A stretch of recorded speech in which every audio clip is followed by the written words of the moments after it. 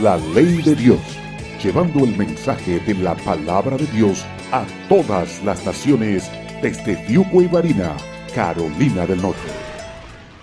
Bien, hermanos, quiero pasar a lo que es la palabra del Señor y quiero comunicarles, casi siempre doy una especie de preámbulo, de que los temas son no difíciles, pero se tiene que prestar atención para poder entenderlos bien, especialmente cuando hablamos del libro de Hebreos. El libro de Hebreos, como el libro de Apocalipsis, es complicado porque es doctrina pura, fundamental. El libro de Apocalipsis mayormente tiene que ver con escatología, lo cual es los eventos que van a tomar lugar en el fin de los días, o el fin del tiempo, o el fin del mundo. Pero el libro de Hebreos, lo cual hemos avanzado desde un principio, nos ha traído una gran enseñanza a través de todos estos domingos, y el día de hoy nos toca hablar acerca de tardos para oír. Tardos para oír. Y cuando usted encuentre Hebreos capítulo 5, versículo 11 al 14, pues lo leemos. Y si no lo tiene en su Biblia, usted lo puede encontrar aquí en la pantalla. Y dice de la siguiente manera: acerca de esto tenemos mucho que decir y difícil de explicar, por cuanto os habéis hecho tardos para oír, porque debiendo ser ya maestros, después de tanto tiempo tenéis necesidad de que se os vuelva a enseñar cuáles son los primeros rudimentos de las palabras de Dios. Y habéis llegado a ser tales que tenéis necesidad de leche y no de alimento sólido. Y todo aquel que participa de la leche es inexperto en la palabra de justicia, porque es niño. Pero el alimento sólido es para los que han alcanzado madurez, para los que por el uso tienen los sentidos ejercitados en el discernimiento del bien y del mal. Oremos. Padre mío, ante tu presencia una vez más para darte gracias porque tu palabra ha sido leída. Ahora nos preparamos para escuchar tu voz. En el nombre de nuestro Señor Jesús. Amén. ¿Pueden tomar su asiento, hermanos? Muy bien. Quiero, hermano, tomar en cuenta algunos detalles de este pasaje que hemos leído. Y el detalle particular que quiero tomar en cuenta ante ustedes es este precisamente, que dice: acerca de esto, dice el escritor de Hebreos, tenemos mucho que decir y difícil de explicar. Quiero hacer una pequeña pausa en eso, porque el escritor de Hebreos, que pareciera que fuera Pablo, yo siempre digo que es Pablo porque pareciera que fuera él está hablándole a los judíos, no a los gentiles. Era el pueblo judío que se había convertido a Cristo. No eran los griegos, no eran los otros países que estuvieron localizados en el día de Pentecostés. Eran los judíos mismos, que se habían convertido al Evangelio de Cristo Jesús. Y había pasado ya un tiempo y se estaba acercando incluso la destrucción del templo. Y estaba ocurriendo algo en la mente y el corazón de aquellos judíos cristianos, lo que llamaríamos hoy en día los judíos mesiánicos, que estaban comenzando a dudar en lo que habían creído. Y ya se estaban quedando así como tardos en cuanto a su espiritualidad. Y Pablo, en este caso, si es Pablo el que escribe Hebreos, les dice: acerca de esto tenemos mucho que decir y difícil de explicar, porque él había hablado acerca de que Cristo Jesús venía del orden de Melquisedec, lo cual es un tema complicadísimo, y se los estaba diciendo. Pero aquí yo hago una pregunta: ¿por qué es difícil de explicar, querido Pablo? ¿Por qué le dices a los judíos de que esto es difícil y es mucho lo que tienes que explicar? ¿Por qué ha de ser difícil Y la respuesta la da Pablo, ahí mismo en el pasaje. Y la respuesta que da Pablo es, por cuanto os habéis hecho tardos para oír. Al escuchar eso, este pueblo judío sabían perfectamente lo que Pablo le estaba diciendo. Le estaba hablando en su propio idioma. No tenían la condición que nosotros tenemos que estar traduciendo del griego al español o del hebreo al español para poder entender el contexto o el concepto. Pablo les hablaba claro en su propio idioma. Ellos entendían de que se estaban haciendo tardos, y ahora explico lo que significa tardos, para oír. Pero Pablo no se queda en esa condición. Él les comienza a dar duro, y ustedes lo leyeron juntamente conmigo cuando leímos el pasaje. Él les dice, ya debieran haber sido maestros. Este era Pablo, judío de judíos, un fariseo de fariseos, uno que había estudiado la ley más que ningún otro, uno que había estado en la mejor universidad de ese tiempo, la Universidad de Gamaliel. Este era una persona que sabía lo que estaba diciendo. Y frente a ellos les dice, ustedes están tardos para oír. Y no solamente eso, ya debieran haber sido maestros. Se les tiene que volver a enseñar. Se les tiene que alimentar con lechecita. Todo esto lo estaban recibiendo aquellas personas. No pueden comer alimento sólido. Son inexpertos en la palabra de Dios. No tienen discernimiento. Son niños inmaduros. Wow. Una cosa es predicar esto y otra cosa es que Pablo se lo esté diciendo a ellos directamente y que ellos tengan que asumir la responsabilidad de que estaban siendo ellos tardos para oír. Ahora quiero aclarar algo. Pablo no les estaba diciendo a ellos que ellos eran retardados para oír. No le estaba diciendo de que era un problema de intelecto que ellos tenían. No, pero ellos debían entender de que esto de tardos para oír era un asunto de letargo espiritual. Letargo espiritual, tardos para oír las cosas espirituales. Era un asunto moral, prácticamente. Y ahora les explico por qué. El problema de ellos no era de que eran tontos, no era un asunto intelectual, sino moral. Un asunto de estar lentos. Incluso la palabra tardos, precisamente, en el griego, es nothros. Y nothros significa perezoso, lento, inactivo en las cosas de Dios.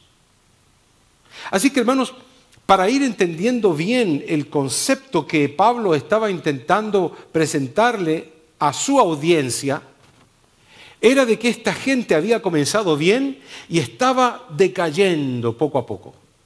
Había comenzado con una buena energía, había comenzado con el primer amor, había comenzado con que vamos a ponerle empeño, vamos a ponerle el hombro, y después, poco a poco fueron dejando las cosas espirituales a un lado, pero existe un consenso en el ámbito psicológico de que cuando uno deja algo es porque comienza a obtener otros principios. Este vaso no solamente se deja, sino que se comienza a buscar otro tipo de vaso con otro contenido. Ellos estaban dejando las cosas espirituales por algo, lo cual era precisamente las cosas del mundo. Estaban dejando esa iniciativa espiritual, esa alegría que tenían al principio de, pastor, te ayudo, ¿qué puedo hacer en la iglesia? Y después del tiempo, ni siquiera ir a la iglesia. O sea, lo pongo en perspectiva contemporánea para que podamos entender nosotros lo que estaba pasando en ese ámbito judío mesiánico. La gente había comenzado bien, pero estaba terminando mal. Entonces, hermanos, eran tardos, perezosos, lentos, inactivos, no obstante, eran diligentes y activos en las cosas del mundo. Entonces, las predicaciones nunca son para aprender solamente teoría.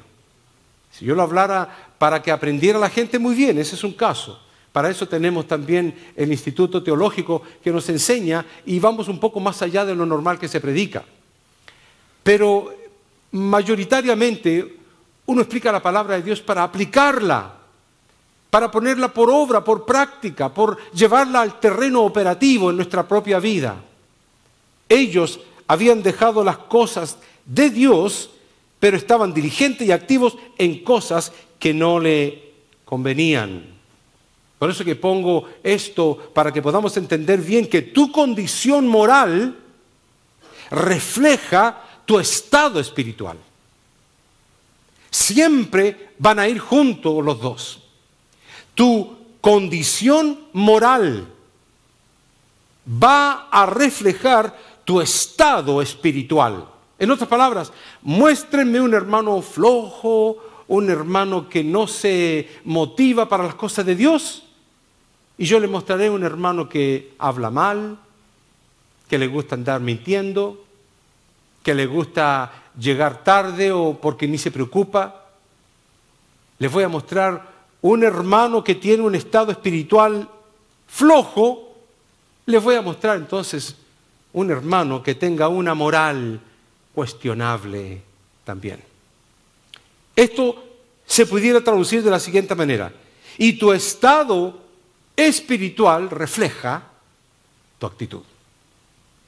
Por eso que cuando vemos un hermano ardiente en la fe, un hermano que está siempre reavivado y contento, y ese hermano, su estado espiritual va a reflejar de que siempre va a estar a tiempo aquí en la iglesia, siempre va a estar cooperando en todas las cosas, siempre va a haber una sonrisa, una diestra que se estrecha para saludar a alguien, o un abrazo, o un beso en la mejilla. Siempre una persona en el estado espiritual de un cristiano competente va a tener una actitud desafiante incluso para los demás.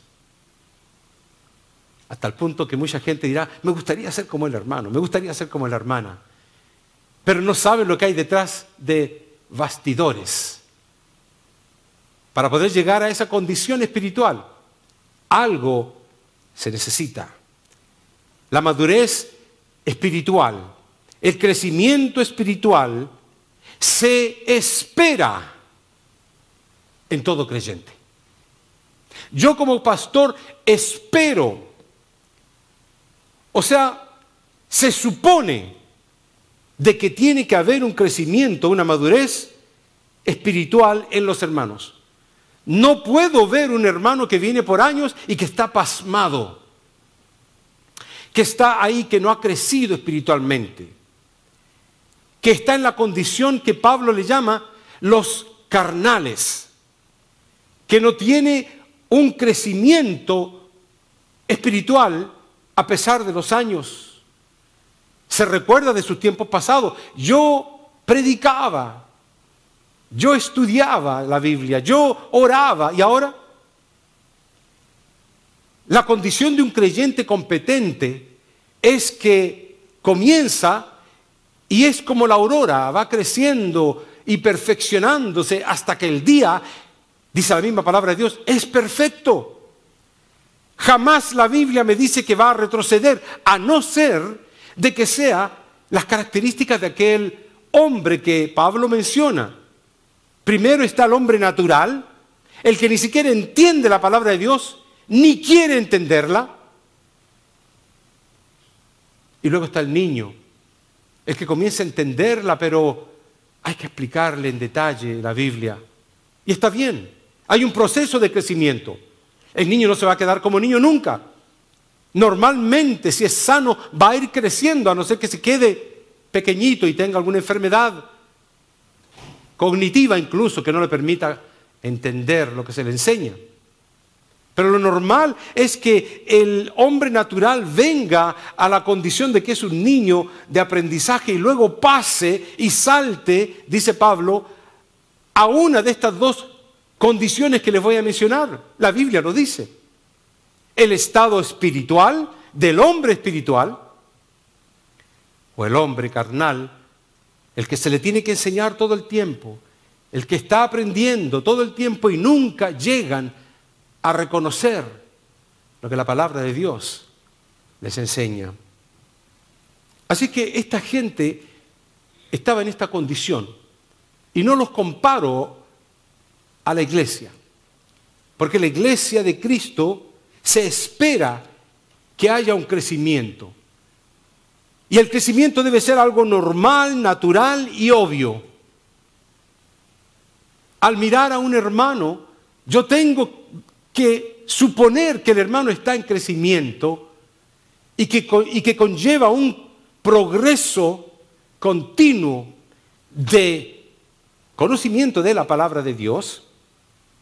O sea que si le pregunto los 10 mandamientos, debiera saber los 10 mandamientos porque se supone que es la espina dorsal de la moral enseñada en el Antiguo Testamento. Debiera saber los 9 frutos del Espíritu de corrido. Debiera saber cuáles son los 4 fundamentales evangelios de la Biblia. Pero si no lo sabe, ¿cuál es el problema del pastor que no enseña? ¿Del profesor que no recalca, que no repite? ¿O que el hermano ha llegado a una condición de letargo espiritual? Una persona como aquellos hombres que le hablaba Pablo, el discernimiento entre el bien y el mal, no lo podían reconocer. Conocimiento bíblico estaba a medias. La relación entre los hermanos no estaba segura. Me imagino que también la relación con Dios, el fruto del Espíritu. Si yo preguntara, los talentos que tú tienes, ¿los estás utilizando en la iglesia? Y los dones que tú tienes, ¿los utilizas en tu iglesia? Si pudiéramos nosotros poner un espejo aquí para mirarnos de forma retrospectiva y ver nuestra condición espiritual ante Dios, ¿la agujita se va a marcar más para los tardos para oír o se marcaría más para los diligentes y espirituales? Quiero decirte algo, que Dios es el que da el crecimiento, pero no podemos quedarnos en esa condición. Es verdad. Alguien me puede decir, bueno, si yo no he crecido es porque Dios es el que da el crecimiento. Alguien puede salir con ese tipo de excusa. Si Dios no ha querido que yo crezca, pues entonces, ¿cómo? Si Él es el que da el crecimiento. Él es el que pone el hacer y el decir y el actuar incluso. Entonces, ¿cómo? ¿Qué culpa tengo yo? Eso es muy parecido a las excusas que le decían a Cristo Jesús. Deja que me acabo de casar y tengo que ir a mirar la propiedad. Tengo una yunta de bueyes y tengo que ir a probarlas. O como aquel joven que le dijo, deja ir a enterrar a mi padre que acaba de morir. Cristo ya no aguantó más y le dijo, deja que los muertos entierren a los muertos. Si tú eres vivo, sígueme. Y si eres muerto, entonces ve a enterrar. ¡Wow! Cristo vio algo espiritual muy claro. Una persona que caminaba y le hizo la diferencia. Deja que los muertos, todos los demás, entierren a los muertos. Los muertos espirituales entierran a los muertos físicos. Tú, ¿cuál eres? ¿Me sigues o vas? Entonces, hermanos, es verdad eso, de que Dios da el crecimiento. Dios es el que trabaja en tu vida. Dios es el que te equipa. Pero no podemos echarle la culpa a Dios si no tenemos un crecimiento. Porque Dios te llama a escudriñar las Escrituras. Tú tienes que hacer una labor. Por eso que decíamos claramente, la salvación inicial es una posición dada por Dios, pero la consagración no. La consagración es un proceso de crecimiento que tiene que ver directamente con escudriñar las Escrituras, que tiene que ver directamente con un continuo, como dice la Biblia. Dios te llama a orar sin cesar y Dios te llama a una continua lectura y escuchar la palabra para que puedas tener fe. Te dice que la fe viene por el oír y no el oír la telenovela. Dios te dice: reaviva el fuego del don que hay en ti. Dios te dice que lo cojo no se salga del camino. Dios te dice: endereza las rodillas paralizadas. Y Dios te dice: levanta las manos caídas. Quiero que noten en cuenta, que tengan en cuenta esto de forma muy clara. Hay una directa responsabilidad personal en cuanto a tu crecimiento espiritual. Hay una directa responsabilidad que tú tienes en cuanto a tu crecimiento espiritual. Tiene que ver con el esfuerzo que tú llevas en tu vida como cristiano evangélico. Incluso Hebreos lo dice de la siguiente manera: el alimento sólido es para los que han alcanzado. ¿Que eso se alcanza? Sí. Hay un proceso. El alimento sólido es para los que han alcanzado madurez. Te pregunto yo, ¿la has alcanzado? ¿O todavía estás en el va y viene, en el sube y baja? Para los que por el uso, o sea que se tiene que llevar a cabo algo, para los que por el uso, obviamente, de la palabra, tienen los sentidos, ¿qué cosa? Ejercitados. Tú tienes que hacer un ejercicio en tu vida espiritual, con la palabra de Dios, en la oración. Ayer cuando vinimos a orar, lo cual es un buen grupo de hermanos que viene a orar, gracias a Dios, yo le decía a mi esposa, cuando nos arrodillamos a orar, la primera media hora es súper buena, porque oramos sin ningún problema, pero después de la media hora comienza a doler la rodilla, comienza a doler la espalda y ya uno quiere ponerse de pie y estrecharse un poco. Por lo menos a mí me sucede eso. No me pongo de pie ni me estrecho tampoco, sencillamente sigo orando con todo, sencillamente para cumplir la hora de oración. Pero hermanos, el problema aquí principal que tenemos que entender es que tu crecimiento espiritual es el producto de tus decisiones, no de tus circunstancias. Tú no le puedes echarle la culpa a Trump. No le puedes echar la culpa a Biden. No le puedes echar la culpa a dónde naciste. Bueno, es que nací en Chile o en otro país. No puedes echarle la culpa a que es que estoy muy gordo, por eso no me cuesta. No puedes tú echarle la culpa o poner las excusas a tus circunstancias para tu crecimiento espiritual. El crecimiento espiritual debe ocurrir en tu vida y debe ser notorio ante los demás.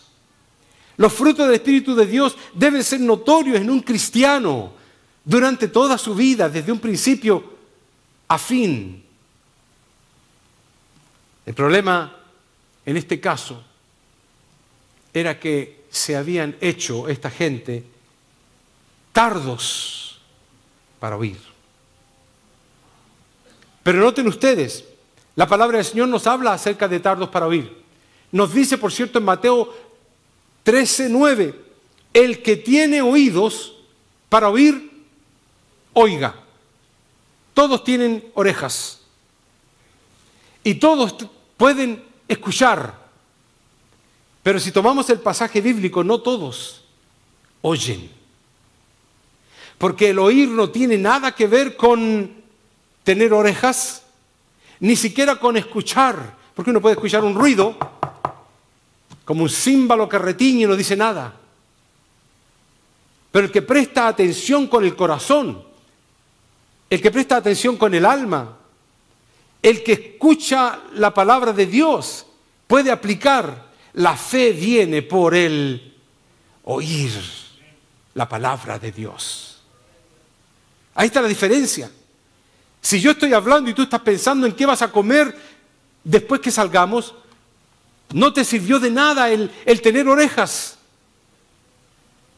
Incluso Marcos capítulo 4, versículo 9 dice lo mismo. El que tiene oídos, oiga.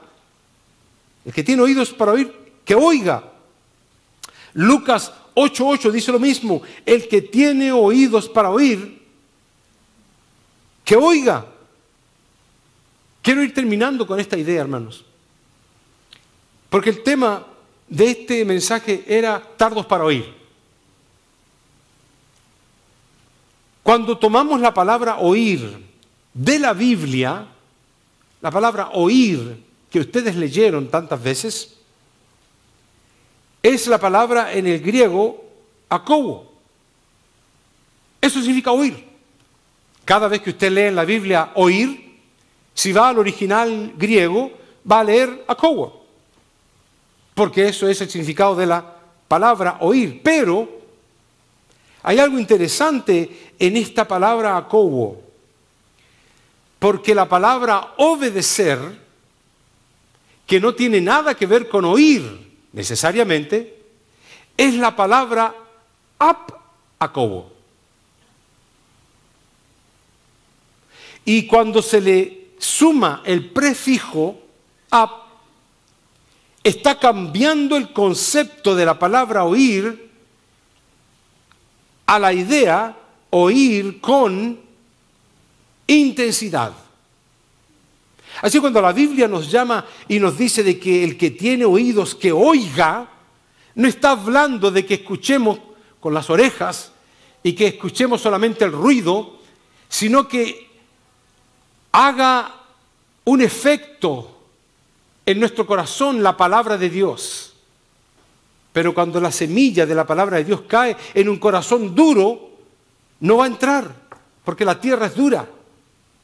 Y cuando cae en la piedra, dice la Biblia también, va a surgir, pero las piedras la quemaron, la aplastaron. Y cuando la semilla cayó en una tierra que había muchas espinas, también creció la palabra de Dios, pero las espinas eran más importantes para la tierra. Las espinas eran más importantes y la tierra le dio la savia a las espinas. ¿Y cuáles son las espinas? Las riquezas, los quehaceres, las preocupaciones de este mundo. Y por eso es que ahogaron la palabra de Dios, la semilla. Pero todos, volviendo al pasaje anterior que les había mostrado, todos tenían oído para oír. Pero no todos lograban entender de que el oír era oír con el corazón más que con las orejas. Y por eso la palabra del Señor nos dice, el que tiene oído, oiga lo que el Espíritu dice a las iglesias. El que tiene oídos, oiga, razone, asimile, interprete lo que el Espíritu de Dios con E mayúscula le está diciendo a la iglesia. Entendiendo lo que la palabra de Dios nos dice, ya usted tiene una decisión que hacer. Y la decisión es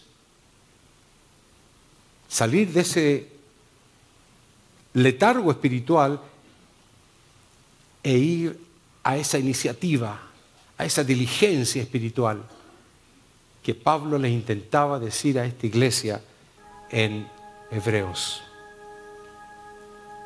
¿En qué condición estás tú?